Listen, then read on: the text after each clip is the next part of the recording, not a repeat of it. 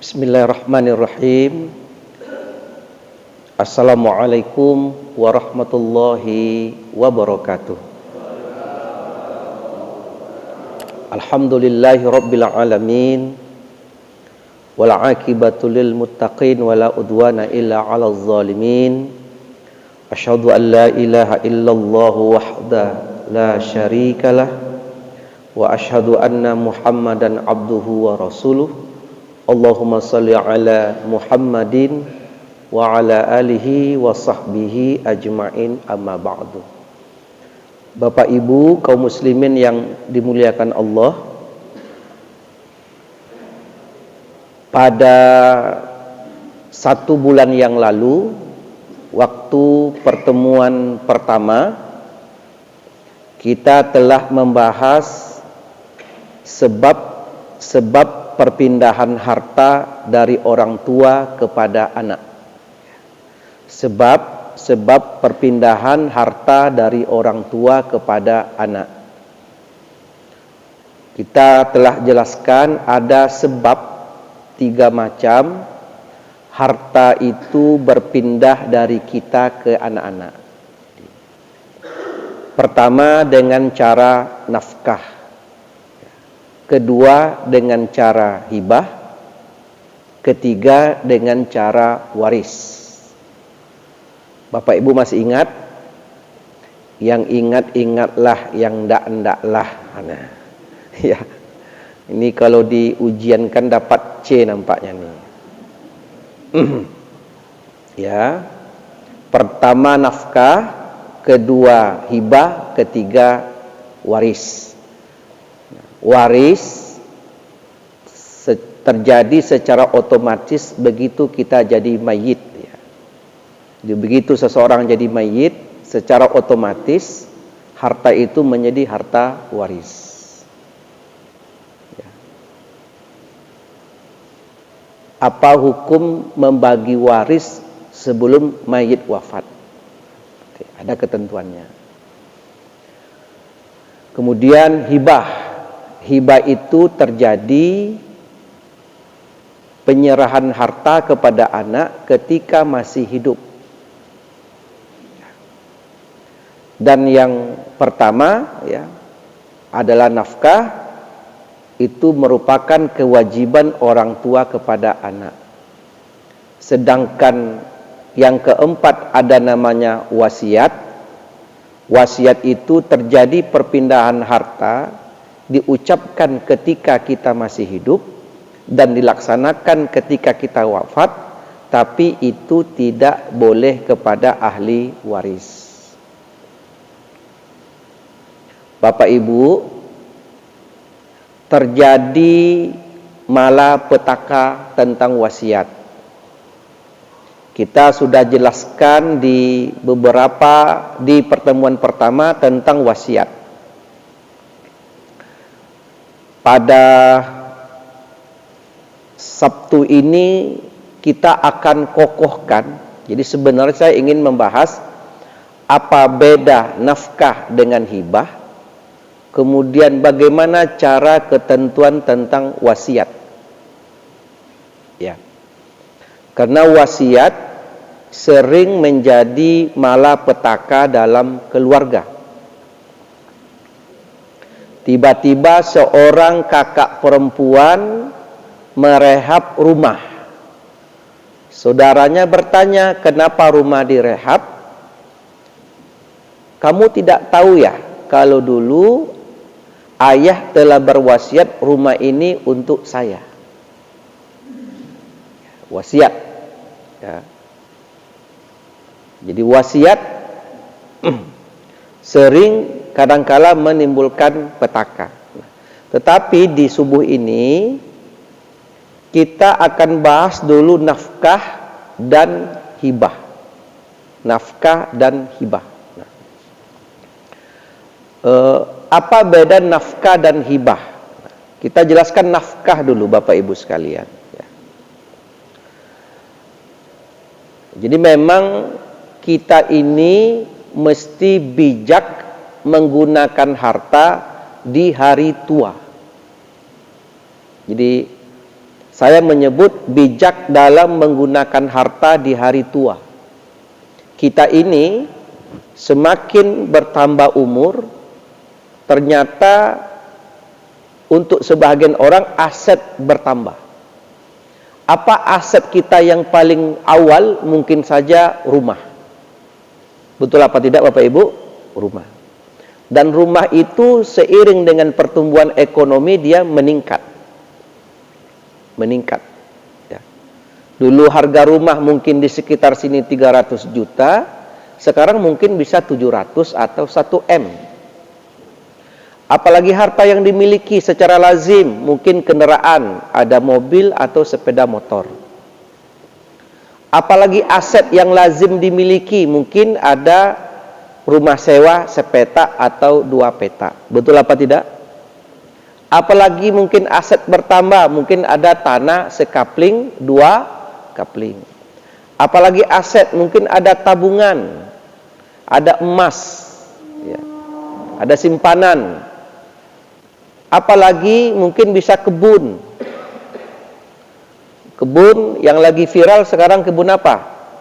Sawit, ya, berkebun. Nah, seiring dengan bertambahnya aset, ternyata di sisi lain umur kita juga bertambah. Rumah kita dapat ketika umur 30-an, bertambah rumah peta ketika 40-an, bertambah sawit ketika umur 50-an. Jadi begitu aset bertambah, umur bertambah. Seiring bertambahnya umur, fisik kemudian mulai menurun. Mata yang dulu terang sekarang sudah mulai kabur. Gigi sudah mulai gugur. Kulit sudah mulai makan hanya aktivitas cuman di sumur, dapur, kasur ini ya. Nah, pada saat tertentu boleh jadi Bapak atau saya, Erman, tidak lagi punya kontrol terhadap harta. Jangankan kita sudah jadi mayit, ketika kita masih hidup pun Bapak tidak lagi punya full power terhadap harta yang Bapak kumpul-kumpulkan tadi. Contoh, seorang ayah menjual sebidang tanah, kemudian sehari, 2 hari, seminggu, sebulan, jodoh bertemu dengan pembeli. Jodoh, angka, harga, dan deal transaksinya. Dibuatlah AJB. A akta, J jual, B akta jual beli. Oleh sang pembeli, Bapak punya anak-anak? Iya, saya punya anak. Tolonglah Pak, di AJB ini dibubuhkan tanda tangan ahli waris Bapak. Betul apa tidak?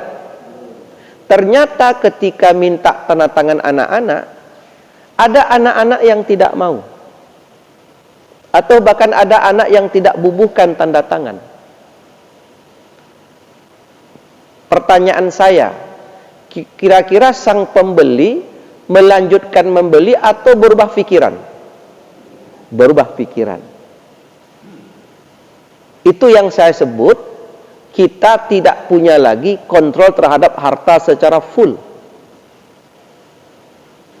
Saya dikonsultasikan oleh seorang bapak, umurnya 70 tahun. Walaupun 70 masih sehat. Telepon, di mana Ustadz pengajian? Saya kasih tahu pengajian di titik A.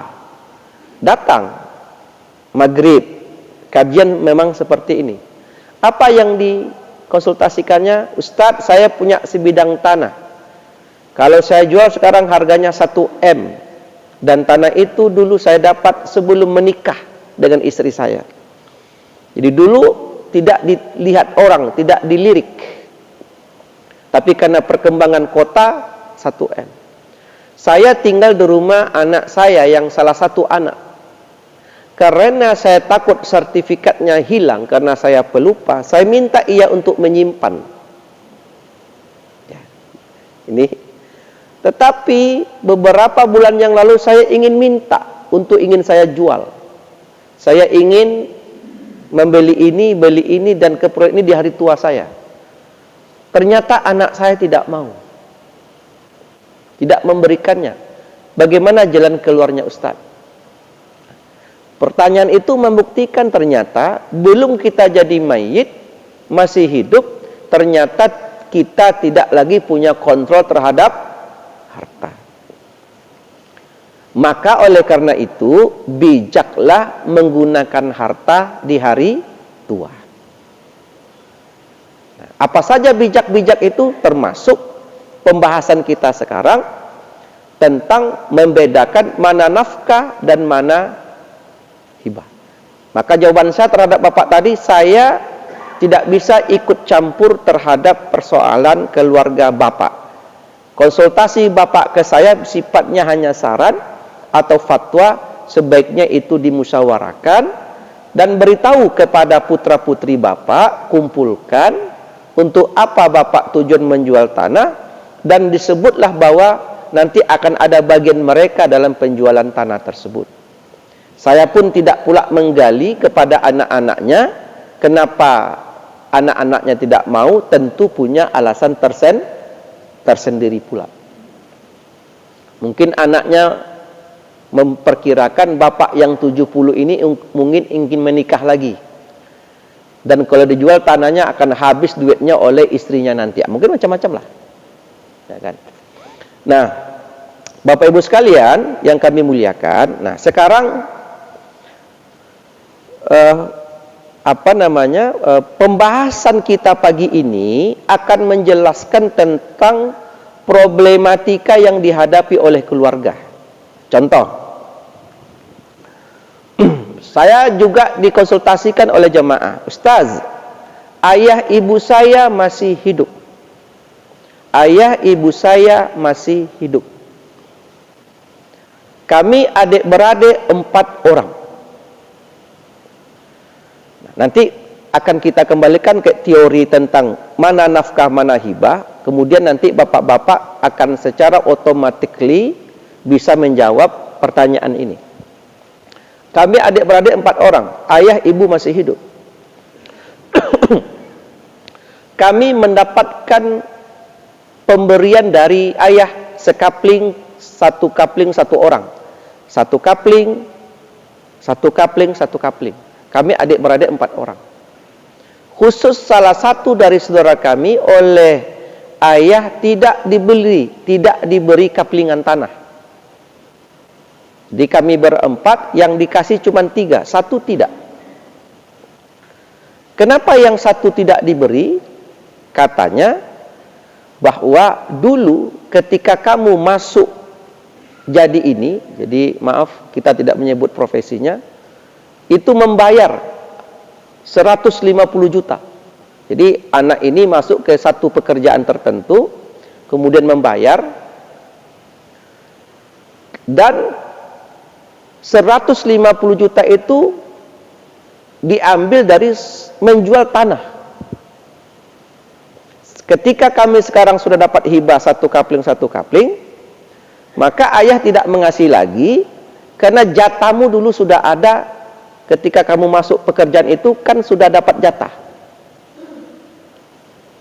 Pertanyaannya, betulkah ketika ayah membagi kaplingan-kaplingan itu, kakak saya kami itu tidak dapat lagi? Dan sekarang kalau bertemu dengan kami, ia mengatakan, kalian enaklah bisa buat rumah atas pemberian ayah, saya tidak dapat apa-apa. Nah, jadi itulah yang kita sebut mana yang nafkah, mana yang hibah. Sekarang kita berikan dulu nafkah. Apa itu nafkah? Nafkah di dalam Al-Quranul Karim, Allah berfirman, wa 'alal mauludi lahu rizquhunna wa kiswatuhunna.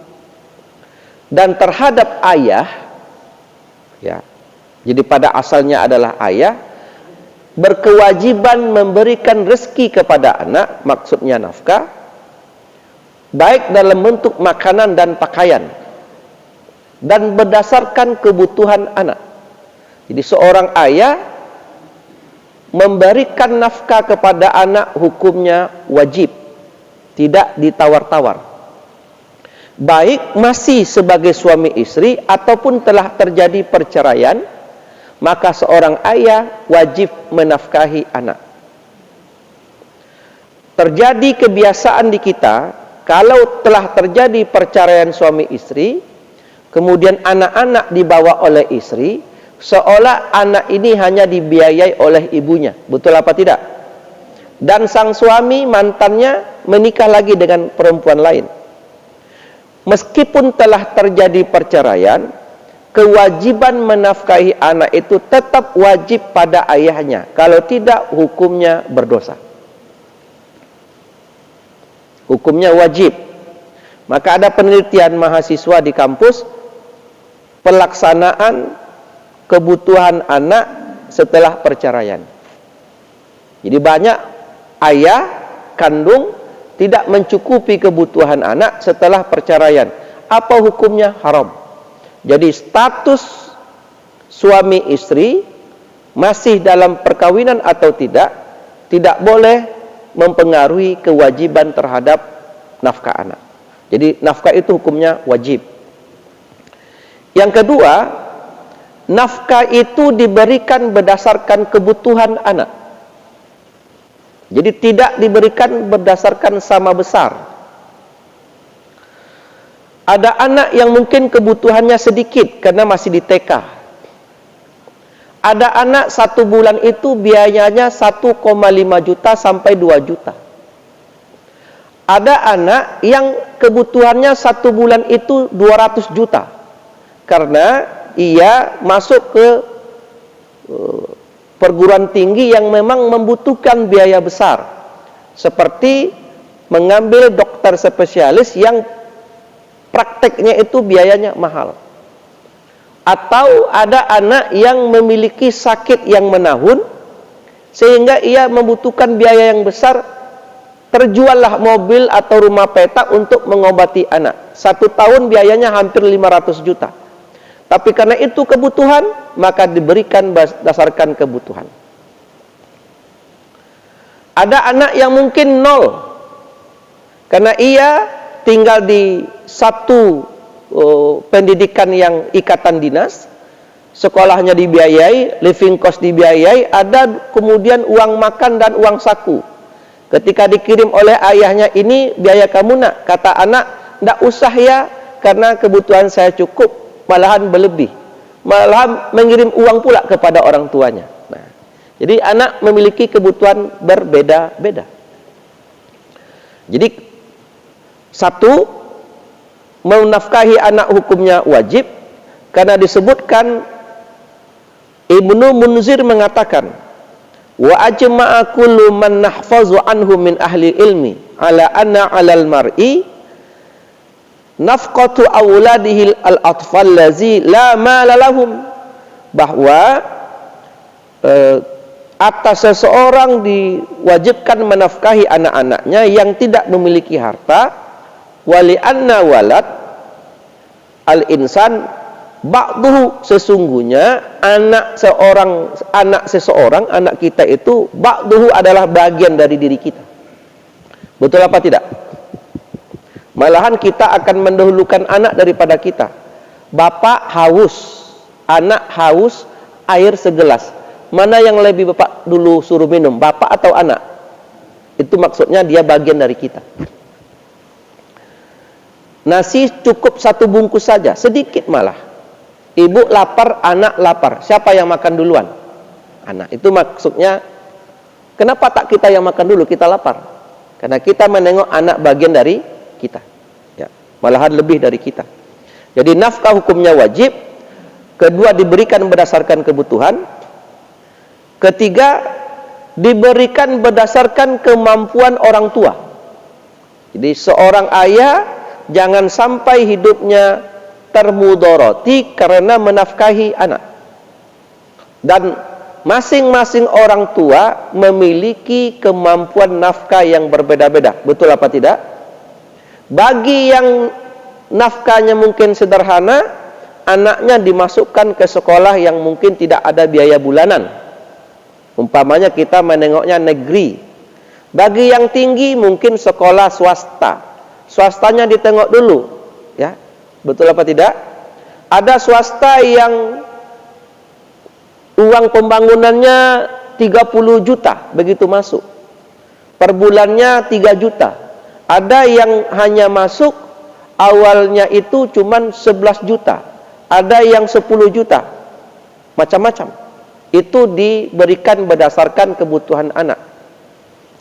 Ada pula yang memasukkan anaknya ke pondok yang memang bahagian dari anak yatim yang free. Ada, karena memang kebetulan mungkin suaminya wafat dan ini anak yatim, ya. Berdasarkan kebutuhan. Kemudian, apa ukuran nafkah bagi anak laki-laki dan anak perempuan? Biasanya kalau anak perempuan berhenti pemberian nafkahnya ketika ia telah bersuami. Dan anak laki-laki kewajiban memberi nafkahnya sampai ia memiliki pekerjaan. Sampai ia memiliki pekerjaan. Jadi kalau ada uang bapak habis untuk memasukkan anak ke pekerjaan tertentu, rupanya masih bahagian dari nafkah. Bapak Ibu sekalian yang kami muliakan, jadi ingat, pertama, nafkah hukumnya wajib. Yang kedua, nafkah diberikan berdasarkan kebutuhan. Ketiga, nafkah diberikan berdasarkan kemampuan anak, kemampuan orang tua, maaf. Yang keempat, nafkah itu bagi anak perempuan sampai ia menikah, anak laki-laki sampai mendapatkan pekerjaan. Yang kelima, nafkah tidak boleh mengurangi warisan. Nafkah tidak boleh mengurangi warisan. Tidak boleh begitu ayahnya mayit, wafat, kemudian salah satu saudara mengatakan, engkau tidak dapat warisan lagi. Kenapa? Karena dulu ketika ayah hidup, duit ayah habis untuk menyekolahkan kamu. Tidak bisa. Karena sekolah dulu itu termasuk bagian dari nafkah. Dan tidak boleh mengurangi waris. Berapa jumlahnya, Bu? 5. Nah, saya tengok ibu-ibu selevel Imam At-Tabrani. At-Tabrani itu dia mendengar, tidak mencatat. Terus ada kawan-kawannya yang mencatat. Kawan-kawan yang mencatat, selesai gurunya memberikan pelajaran, datang ke At-Tabrani minta dibetulkan. At-Tabrani, betul nak catatan kami? Ini salah, ini betul. Padahal dia tidak mencatat. Bapak Ibu selepel atau Tabrani mungkin ini. Ya, gitu. Tapi tidak apa-apa, yang penting paham. Karena kalau dicatat pun takkan juga ditengok-tengok di rumah lagi. Kapan pula menengoknya lagi? Ya, sampai di rumah ibu-ibu nih, nah habis nih. Nah, itu nafkah. Nah, nanti kita buka tanya jawab. Sekarang kita pindah ke hibah. Apa itu hibah? Nah, kalau nafkah tadi hukumnya wajib, hibah itu tidak wajib. Kalau nafkah tadi diberikan berdasarkan kebutuhan anak, jumlahnya mungkin tidak sama, tapi kalau hibah jumlahnya mesti sama. Yang sudah umur 30 sudah beristri, yang SMP, yang SD, yang TK, bahkan bayi, kalau ibu menghibahkan untuk yang si abang paling besar 1 petak rumah, sampai ke yang TK mesti dapat 1 petak. Dan tidak dibedakan laki-laki dan perempuan, karena itu hanya berlaku bagi waris. Ini adalah hibah. Apa itu hibah? Pemberian dari orang tua kepada anak ketika orang tua masih hidup. Bolehkah kami menghibahkan harta kepada anak? Boleh, dengan catatan mesti adil. Jumlahnya mesti sama. Yang kedua, hibah itu mesti berpindah hak atas penerima hibah dan tidak boleh berkait. Ayah hibahkan tanah ini kepada kalian, tapi tunggu dulu ayah besok pulang haji. Itu tidak boleh. Itu belum hibah namanya. Kita sering memberikan sesuatu kepada anak tapi qaid. Ini nanti untuk kamu, untuk kamu, untuk kamu, tapi selagi ayah masih hidup, ayah yang menguasai. Itu tidak hibah. Syarat hibah adalah berpindahnya kepemilikan terhadap anak. Anak boleh jual, anak boleh gadaikan, anak boleh segala macam. Tanggal hak bapak terhadap harta yang dihibahkan tadi. Tak boleh hibah itu berkait. Itu bukan hibah namanya. Itu nanti.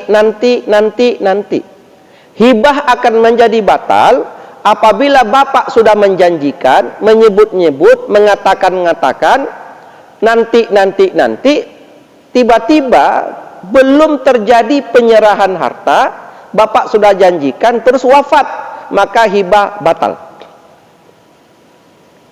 Karena hibah mesti menjadi milik bagi penerima hibah. Ya. Bapak Ibu paham apa tidak? Itu yang saya sebut bijak menggunakan harta di hari tua. Ada orang yang konsultasi ke saya, Ustadz, boleh enggak saya hibahkan harta ini ke anak semuanya, sehingga begitu saya dimayit, harta itu tidak jadi konflik? Boleh. Jadi harta bapak ini ada 1 M, contoh, anaknya ada 5 orang, dibagilah 200 juta, 200 juta, 200 juta, 200 juta, sehingga hartanya 0. Begitu ia wafat, tidak ada lagi harta waris. Boleh, silakan. Tapi saya tanya bapak kira-kira meninggalnya kapan? Ada 1 tahun lagi? Ada 2 tahun lagi? Ada 10 tahun lagi? Tidak tahu Ustaz. Kalau bapak Allah takdirkan hidup 5 tahun lagi, apa modal bapak hidup? Kalau bapak ingin menikah lagi, apa modal bapak? Apakah harta yang kita serahkan kepada anak tadi, ketika bapak butuh, ketika bapak ambil, boleh apa tidak? Boleh, dengan catatan anak mau dan anak setuju.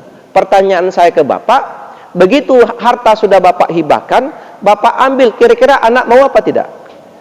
Nah, bapak saja mengatakan tidak.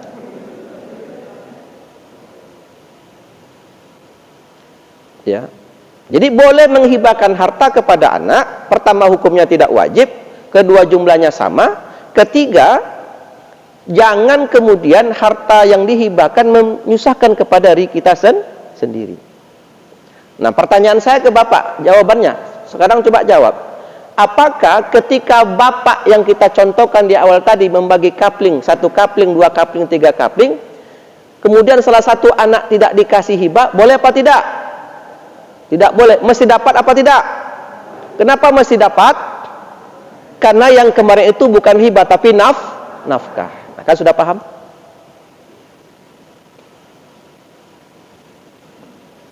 Sudah paham Bapak Ibu?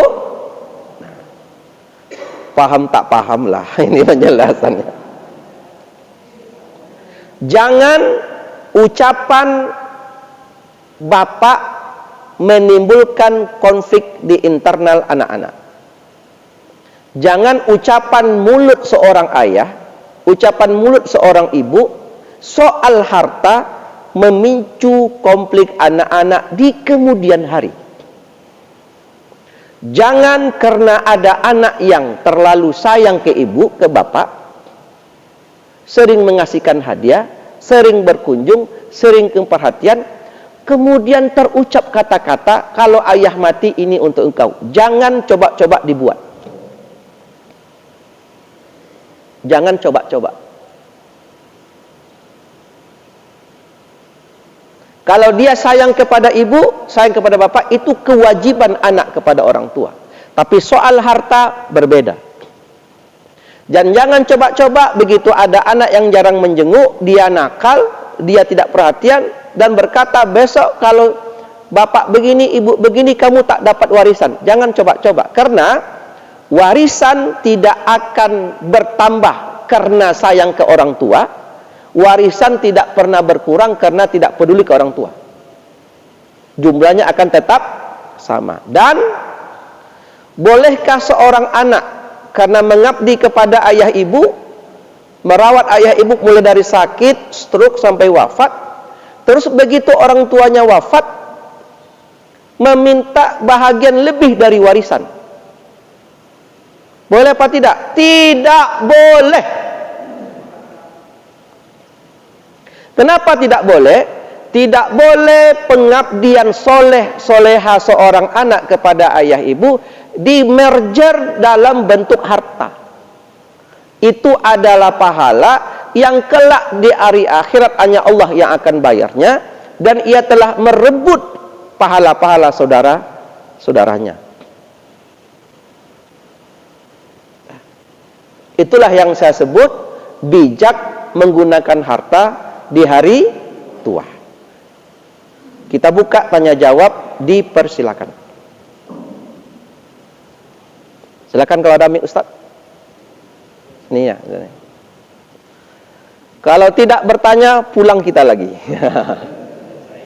Ya gitu sih. Ya. Itu ada yang Pak Ji satu, silakan.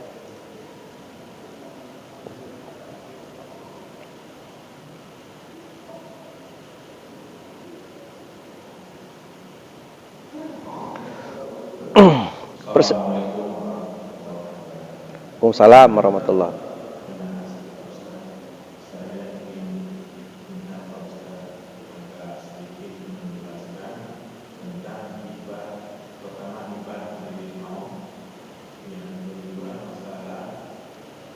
Pertama hibah tentang apa, Pak?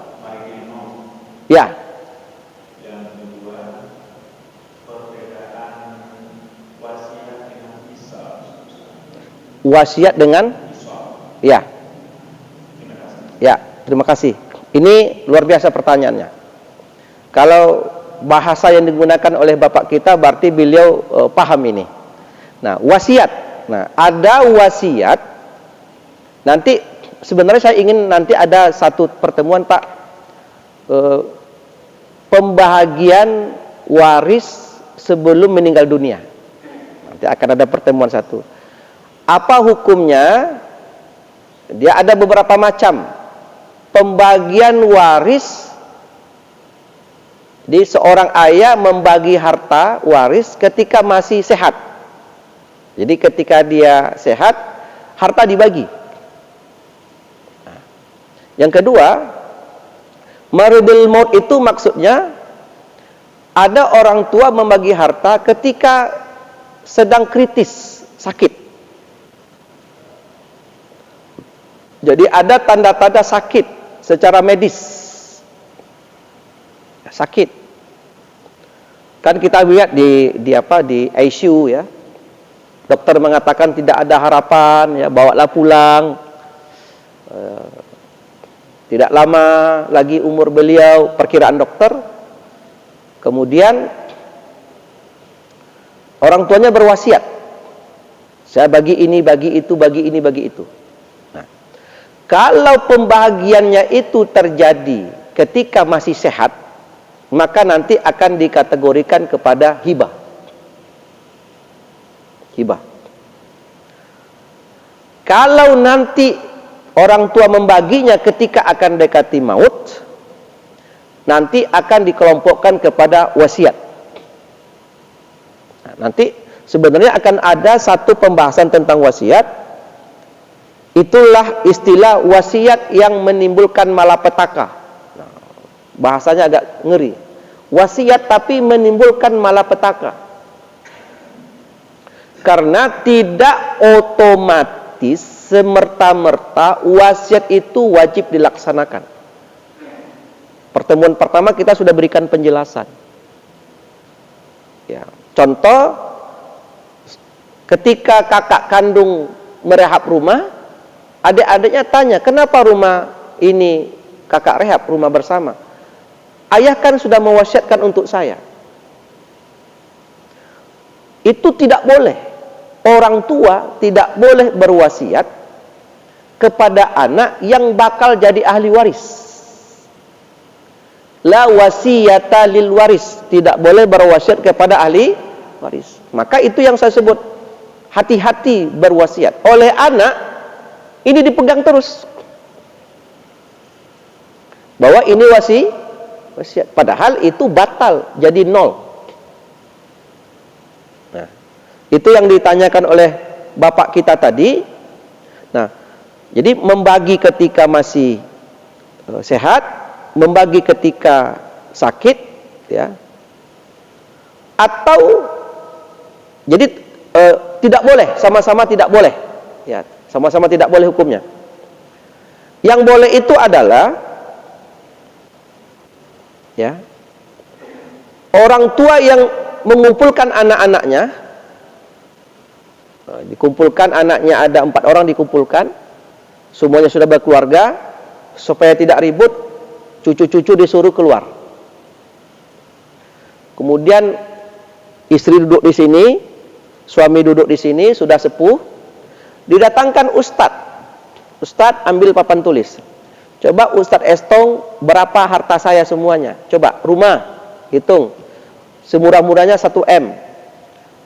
Sawit ada 3 borong semacam 2 M. Mobil segala macam, hitung, ini harta saya. Coba Ustadz dihitung, disimulasi. Simulasi itu dicoba, andaikan saya wafat, berapa jatah istri saya, berapa jatah anak pertama, kedua, dan ketiga. Coba Ustadz hitung. Boleh apa tidak? Boleh. Nah, udah jelas kalian? Jadi andaikan nanti ayah mati, ini pembagian kalian. Selagi ayah masih hidup, ayah takkan berikan harta kepada kalian sedikit pun. Tapi begitu ayah mati, secara otomatis berlaku hukum waris. Ini cara pembagiannya. Karena harta yang kita miliki ini, Allah yang tukang baginya. Kita tidak boleh berkreasi. Nah, nanti simulasilah. Ibu ingin ibu dulu atau suami dulu? Ayo, siapa dulu nih? Siapa dulu aja lah. Simulasi pertama, andaikan suami yang wafat. Simulasi kedua, andaikan istri yang wafat. Berapa jatah anak-anak? Paham? Nah, sekarang berapa nanti harta yang tersisa bagi seperti ini? Mungkin ayah bisa berobat segala macam. Mungkin harta waris ini bisa berkurang seiring jalannya waktu. Nah, gitu. Itu kira-kira jawabannya, Pak. Jadi jawab apa nanti akan kita bahas satu pertemuan. Tapi saya sudah menghitung itu pertemuan keempat, Pak.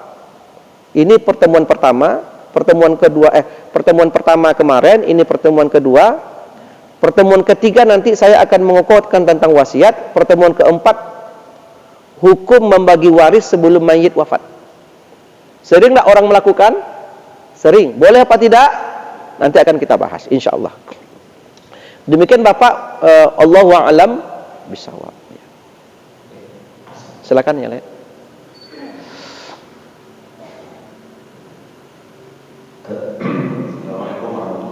Waalaikumsalam warahmatullahi. Jadi pertanyaan ada contoh kasus masalah hibah, tapi hibah itu bukan untuk anaknya, untuk pendidikan. Ya. Begitu dia seorang ayah ini menginginkan sebidang tanahnya di Pekanbaru ingin dihibahkan untuk pendidikan. Ya.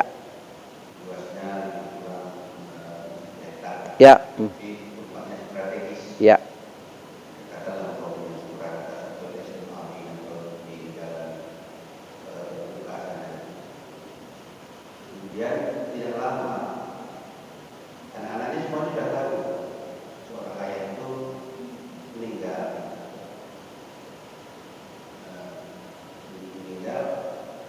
Itu anak-anaknya yang menjalankan ini, anak-anaknya yang tahan, anak-anaknya yang orang.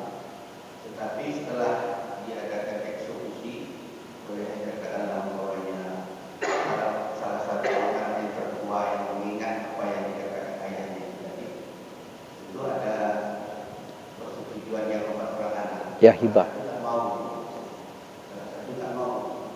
Sampai sekarang itu terkait ke beruntal-untalan. Kira-kira gimana ini? Ya. Waktu ayahnya menghibahkan dulu sudah terjadi surat hibah. Ya, belum terjadi. Oh ya. Sudah diwacanakan soal. Ya. Sudah terjadi perpindahan objek hibah? Belum ya. Nah. Hanya diwacanakan. Ya. Tak lama beberapa bulan setelah itu mungkin belum transfer ke sana. Ya. Seorang ayah meninggal. Ya. Otomatis. Dari salah satu 4 orang anak tadi tak mau melepas, Ya. tak mau mengumpulkan tanda tangan. Ya. Gimana cara Terima kasih. katakanlah umpamanya agama. Ya. Terima kasih. Saya melihat dari sisi fikih, tapi tidak dari aspek pembuktian formal autentik yang berlaku. Nah, hibah itu boleh kepada ahli waris, boleh kepada non ahli waris, boleh kepada yang lain. Nah, dari sisi pemilik harta, kalau Bapak ingin memberikan aset, nah, tadi kan saya katakan aset sudah banyak, umur semakin bertambah, ya gitu kan. Nah, kita ingin memanfaatkan harta untuk sesuatu yang lebih baik. Kalau dari sisi pemilik harta, mana kita pilih, hibahkah atau wakaf? Sebaiknya pilih wakaf. Kenapa wakaf? Wakaf itu kalau kita baca Al-Quran, sering kita mendengarkan kata-kata wakaf. Apa arti wakaf? Tempat berhenti membaca ayat, itu namanya wakaf. Kalau kita mulai baca ayat, apa namanya? Berhenti, wakaf namanya. Kalau mulai membaca, apa namanya? Ini memang harus dapat C kayaknya nih. Kalau ujian kompre tak lulus ini. Iftidak namanya, memulai, wakaf. Jadi wakaf itu tempat-tempat berhenti membaca ayat. Sama harta juga ada wakaf. Wakaf itu adalah berhentinya kepemilikan harta dari kita menjadi milik Allah. Siapa kemudian yang akan mengurus tanah itu namanya nazir. Kalau Bapak punya ruko di tepi air Subrantas, diwakafkan untuk masjid kita, maka sampai kiamat tidak akan boleh diambil lagi, tidak boleh dijual beli, tidak boleh dipindahkan, dan ruko tadi pokoknya mesti harus tetap sampai hari kiamat, tapi sewanya saja yang dimanfaatkan oleh masjid. Masjid tidak boleh jual. Itu wakaf. Tapi kalau hibah dari sisi pemilik, ketika Bapak menghibahkan harta kepada seseorang atau kepada yayasan, maka itu milik mereka pribadi atau secara yayasan. Dia boleh jual, dia boleh gadaikan. Jadi kalau dari sisi kita dari sisi harta, mana kita lebih kokoh, wakaf atau hibah? Wakaf. Dari sisi penerima, saya lebih mau hibah. Ya apa tidak? Karena kalau dihibahkan, baik saya punya sekolah, saya punya yayasan, itu milik yayasan, milik kelompok orang. Dan surat tanah hibah tadi, boleh tidak untuk pinjam duit ke bank? Boleh. Kalau sertifikat wakaf, boleh tidak untuk pinjam duit ke bank? Nggak boleh.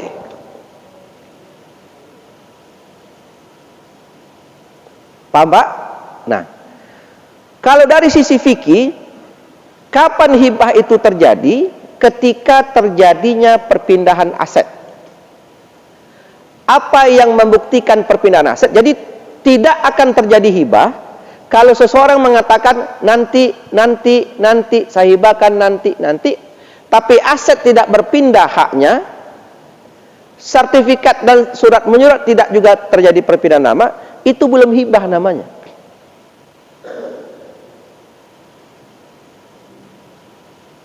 Paham Pak? Jadi ketika yang almarhum dulu bercerita bahwa ini dihibahkan ke yayasan Syanu, berpindah enggak kepemilikannya, atau objeknya sudah dikuasai secara lapangan enggak oleh orang penerima hibah? Kalau sudah dikuasai, apa buktinya dia menerima hibah? Ya. Bapak Ibu, susah nak ngurus harta? Susah apa tidak? Susah. Maka ulama mengatakan, kalau kalian punya harta, maka kalian akan jadi susah, karena kalian yang tukang urus dia. Tapi kalau kalian punya ilmu, kalian akan jadi senang, karena ilmu yang akan urus kalian. Tapi kalau saya tanya sama Bapak, mana mau punya harta atau tidak punya harta? punya harta juga masalahnya ini. Ya. Ketika seseorang menghibahkan harta kepada anak, anaknya ada 3 orang, paling besar hidupnya susah, anak ada 5 hidup sewa, pindah-pindah, dan pernah 2 kali diusir oleh bapak kosnya karena hidup susah. Adik nomor 2 kerja di BUMN, gaji per bulan 50 juta. Adik nomor 3 kerja di perusahaan luar negeri, gajinya dolar juga 50 juta. Suatu ketika begitu dibuka jalur tol Rengat Pekanbaru Bangkinang ruas Pangkalan ruas Payakumbuh ruas Padang ya, Bukit Tinggi dan Padang. Terus tanah sang ayah kemudian ternyata diganti rugi oleh jalur tol. Kan viral juga nih. Ada yang dapat ganti rugi jalur tol, angkat tangan. Hartanya itu 1 M. Oleh ayah dihibahkanlah kepada anak 100 juta. Ya, anak paling tua 100, 2 100, 3 100. Kenapa? Syarat hibah itu mesti jumlahnya sama. Begitu dikumpulkan anak, yang nomor 2 yang cukup materi dan nomor 3 tadi datang ke rumah, ini nak, untuk kamu 100, untuk adikmu 100. Ya, abang dapat enggak 100? Dapat nak. Begini ya, ayah abang sekarang hidupnya susah. Karena dulu ketika ayah masih babelok itu kan menggale babelok, Bu. Ke Rinci, ke lipat kain. Pokoknya mana ada pasau lah, babelok, menggale babelok. Itu abang dulu yang bantu ayah babelok. Abang itu dulu tak salah kuliah semester 2 berhenti. Membantu ayah babelok untuk biaya kami sekolah. Jadi abang tuh tidak sekolah karena membantu ayah babelok, dan kami sekolah karena ayah dan abang yang menggale. Sekarang ya, kami sudah hidup mapan, kami sudah punya rumah, punya mobil, gaji alhamdulillah. Maka jatah yang 100 juta untuk kami kumpulkan, kami serahkan untuk abang. Dan kami dapat bonus dari kantor 50 juta di akhir tahun, kami kumpulkan, serahkan untuk abang, ikhlas kami. Jadi dapat 100 juta dari ayah, 200 juta dari kami, dan 100 dari kami untuk abang, belilah rumah, belilah untuk modal usaha. Kalau dapat kita anak seperti ini, itu namanya anak Rabbana hablana min azwajina wa zurriyatina qurrata a'yun. Anak yang menyejukkan pandangan mata. Karena kalaulah tidak karena abang dulu menggale membantu ayah babelok, mungkin tak seperti ini hidup kami. Ya Allah, nak, anak yang soleh. Mudah-mudahan anak kita seperti ini, amin. Begitu. Dan ya, kami sudah berazam.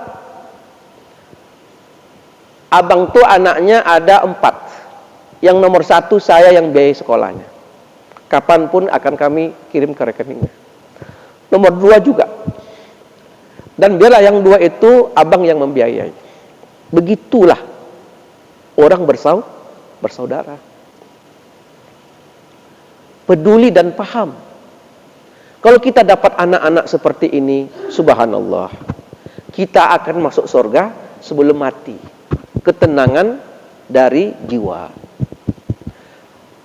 Harta kita mesti seperti itu. Dan Bapak Ibu sekalian, biarlah harta ini habis untuk membiayai anak sekolah. Jangan pernah ada orang tua, karena ini masuk, maaf kita menyebut lembaga, ini masuk pondok, Masuk awalnya 10 juta, 12 juta. Ini sekolah yang biasa tidak bayar. Demi supaya emasnya tidak terjual, akhirnya dimasukkan anak sekolah yang gratis. Itu hati-hati. Sekarang pertanyaan saya ke Bapak Ibu, mana kita lebih mau meninggalkan anak sekolah, anak yang soleh, sekolahnya tinggi, atau kita meninggalkan harta? Bapak pasti anak kan? Ya apa tidak? Ya. Kenapa Bapak sudah berpikiran biar habis harta untuk anak? Karena kita sudah cerita mukaddimahnya dari awal. Bagaimana beratnya kalau harta yang kita tinggal. Ya kan? Nah. Tapi alangkah lukanya hati ayah. Begitu dapat 1 M tadi, kemudian 100 juta untuk anak yang seharusnya 3 orang, tapi oleh ayah diambil kebijakan. Ini nak, untuk kamu 50, untuk adikmu 50. Ayah, abang dapat berapa? Nak, seharusnya kalian dapat 100, 100, 100. Karena abang kalian hidupnya susah. Ayah malas saja bercerita bahwa susah ayahnya karena bantu kalian. Tak mau membuka riwayat. Maka ayah ambil yang 50 bagian kamu, 50 bagian adik, ayah serahkan untuk abang kau. Apa jawab anaknya? Ya, kami sekarang hidup senang karena hasil dari pencarian kami. Kalau pemberian ayah tuh beda pula tuh ya, katanya. Luka nak hati kita dibuatnya. Hai anak yang tidak paham tentang sejarah. Tetapi kita tidak dapat tetap abangnya 100, ini 100, ini 100, tetap. Kenapa? Karena menyekolahkan dia dulu itu tak ada hubungan dengan hibah atau waris. Ingat, nafkah tidak boleh berpengaruh terhadap waris atau hibah. Karena itu nafkah dia dulu. Kalau berhabis bapak menafkahkan anak, itu nafkah hukumnya wajib diberikan berdasarkan kebutuhan. Tapi sebenarnya ada hal lain di luar itu. Itulah anak yang soleh. Kita belum lagi bercerita bagaimana harta yang sudah diwakafkan karena terlambat pengurus masjid mengurus surat-suratnya, PPAIW, pejabat pembuat akta ikrar wakaf. Ibu bisa ulang? PPAIW. Apa Pak? Pejabat pembuat akta ikrar wakaf. Jadi negara sudah menunjuk ada pejabat untuk membuat akta ikrar wakaf. Siapa? Pak KUA. Siapa? KUA. Begitu sudah diikrarkan, berpindah nama seumur hidup, tidak boleh ditarik lagi. Maka kalau ada bapak mengikrarkan mewakafkan tanah, tapi belum diurus PPAIW-nya, itu janji bohong saja. Nanti. Begitu posisi tanahnya sudah harganya tinggi, ternyata tidak ada ikrar, padahal keluarga semua tahu, pengurus masjid tahu, RT RW tahu, digugatnya ke pengadilan. Yang menang kita atau anaknya? Anaknya. Itulah yang disebut dengan anak yang merobek-robek tulang ayahnya di dalam kubur.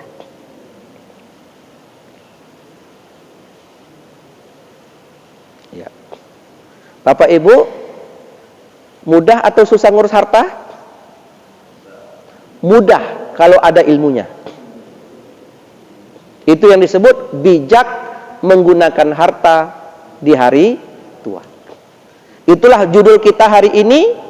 Kita sebut dengan istilah mana yang nafkah, mana yang hibah.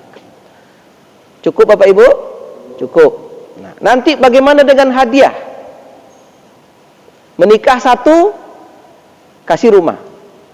Menikah kedua, kasih rumah. Harus sama. Jadi kalau hibah dengan hadiah beda. Hibah tidak karena sebab alasan tertentu. Kalau hadiah diberikan karena sebab atau alasan tertentu. Nah, beda lagi hadiah. Dan kedua-duanya mesti adil. Kalau menikah, kasih rumah.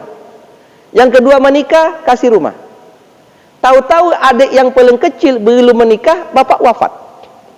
Bagaimana dengan hadiah untuk dia? Insya Allah kita bahas di pertemuan yang akan datang. Wassalamualaikum warahmatullahi wabarakatuh. Ya. Bismillahirrahmanirrahim. Alhamdulillahirabbil alamin wassalatu wassalamu ala asrafil anbiya'i wal mursalin wa ala alihi wa sahbihi ajmain. Ya Allah ya Rahman ya Rahim. Pada majelis yang berkah ini, di rumahmu masjid yang berkah ini, pada waktu yang berkah di waktu syuruk ini, Nabi Muhammad SAW mengatakan bahwa waktu ini adalah waktu di mana Allah kabulkan doa-doa hambanya. Ya Allah, kami berdoa kepada Engkau ya Allah. Di tempat yang berkah ini, anugerahkanlah keberkahan-Mu kepada kami. Anugerahkanlah keberkahan-Mu kepada ayah ibu kami. Anugerahkan pula keberkahan-Mu kepada pasangan hidup kami. Anugerahkan pula keberkahan-Mu kepada anak cucu keturunan kami. Anugerahkanlah keberkahan-Mu kepada kampung kami, kepada lingkungan kami. Dan anugerahkan pula keberkahan-Mu pada harta yang kami miliki. Ya Allah, anugerahkanlah rezeki-Mu kepada kami. Bila rezeki kami jauh, dekatkanlah. Bila rezeki kami susah, mudahkanlah. Bila rezeki kami di langit, turunkanlah. Bila rezeki kami di perut bumi, keluarkanlah. Bila rezeki kami bercampur dengan yang haram, ya Allah, di luar dugaan dan perhitungan kami, halalkan dengan cara berzakat dan bersedekah.